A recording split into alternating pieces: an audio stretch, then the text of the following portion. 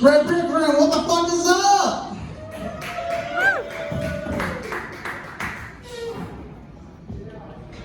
Give it up for your host, Fisher.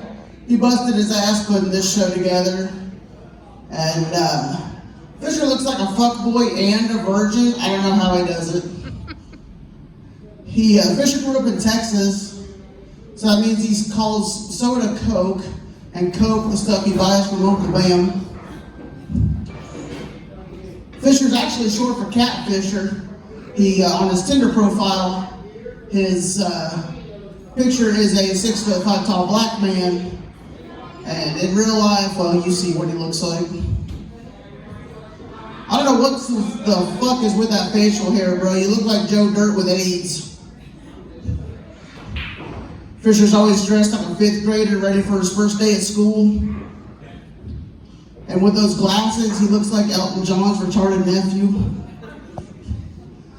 But about that, enough about translucent screech. How the fuck are you guys doing? It's fucking Friday. Y'all doing good? Hell yeah. So I find it interesting that Spangle serves Pepsi, because I always thought they'd be more of a Coke restaurant.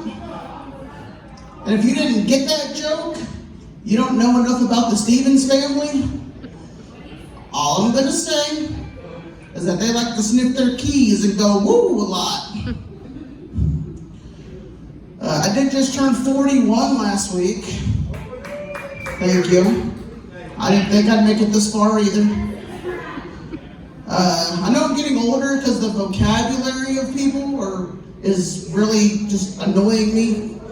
I kept seeing these 6'7" memes. I have no idea what the fuck that means. For the longest time, I always thought that dead ass was that feeling that you got when your ass fell asleep while you sit on the toilet. You know, you're on your phone about 20, 30 minutes, you're gonna stand up, you're like, I got the dead ass. I feel like to communicate with this younger generation, you just gotta speak to them in their language. You just gotta go up to them and say, what's good, my insert preferred pronoun here?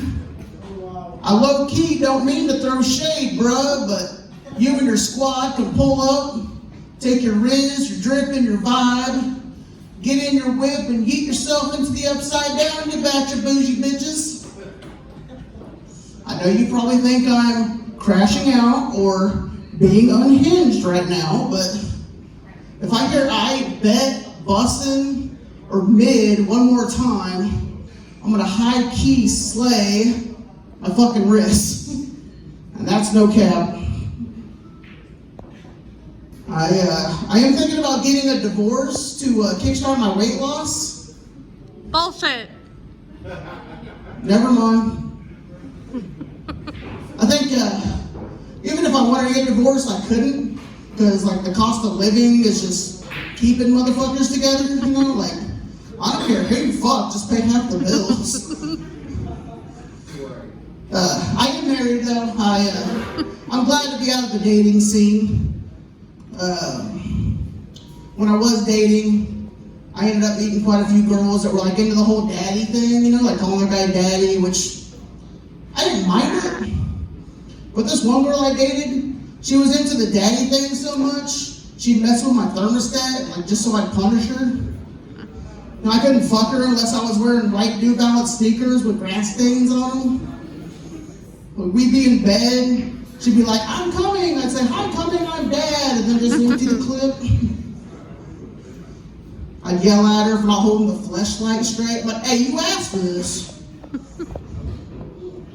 I dated a girl that was into getting fisted. She was a handful. I did have a girl snort coke off my ass once. Her idea.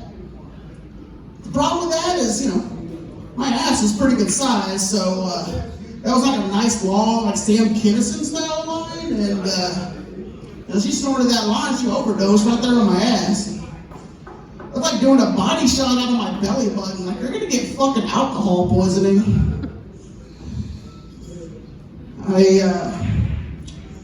My preferred dating site was Plenty of Fish, and I compared my time on POF to actual fishing.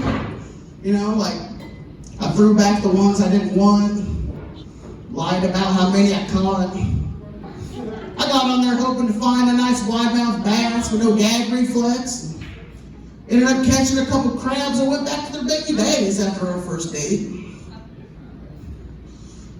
I got kicked off Christian Mingle for having the screen name Blessing Bitches 24/7.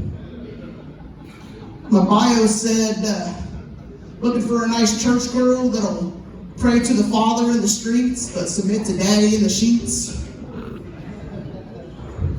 I feel like sending nudes is a great way to keep things exciting in a relationship.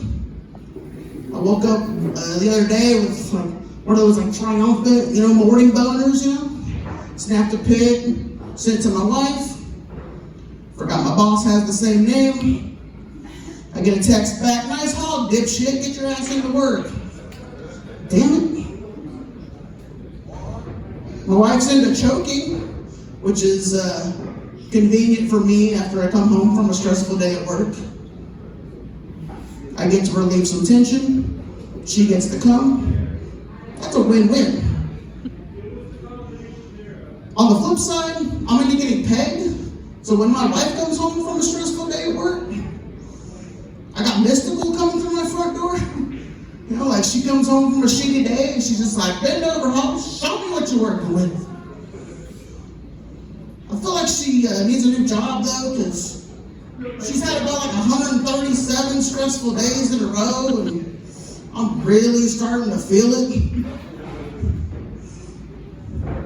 Got a question for you, everybody. Where's all my ass eaters at? Make some noise. If you eat ass, make some noise. Hell yeah. The rest of y'all need to grow the fuck up. That's my go-to. I'll just be honest with you, it's my go-to. Some people like feet. Some people are into getting tied up. Some people like getting kicked in the balls, and we still have to call them officer.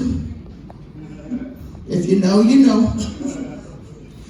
I never got COVID once during the pandemic, and I was out there every day in it because I was essential. And it's because my immune system is so strong from eating ass. My favorite part about the COVID era was getting to eat a girl out before work and then putting that face mask on. You're just huffing bussy all day. Did I just say huffing bussy, Brandon? That's a wild fucking statement. Then I heard about this new virus coming around. I'm like, I gotta start eating ass again. It's fucking crazy. Gotta step it up. But I'll give you one more, and then we'll bring back Wichita Slender Man, your host for this evening. I do love my wife though. She's fucking awesome, and I feel like I've finally found that one person that I want to annoy for the rest of my life. Even when we're in bed, I annoy her because I'm a comedian and I can never be serious in any situation. She'll be on top and I'll just be like, so, where are you from? What do you do for work? I'm doing crowd work on that monkey. I'll give her back shots and I'm like, what's the deal with squirting? Is it pee or what? And then after we're done, I say the same thing to her that I'm going to say to all of you. Thank you for coming and good night.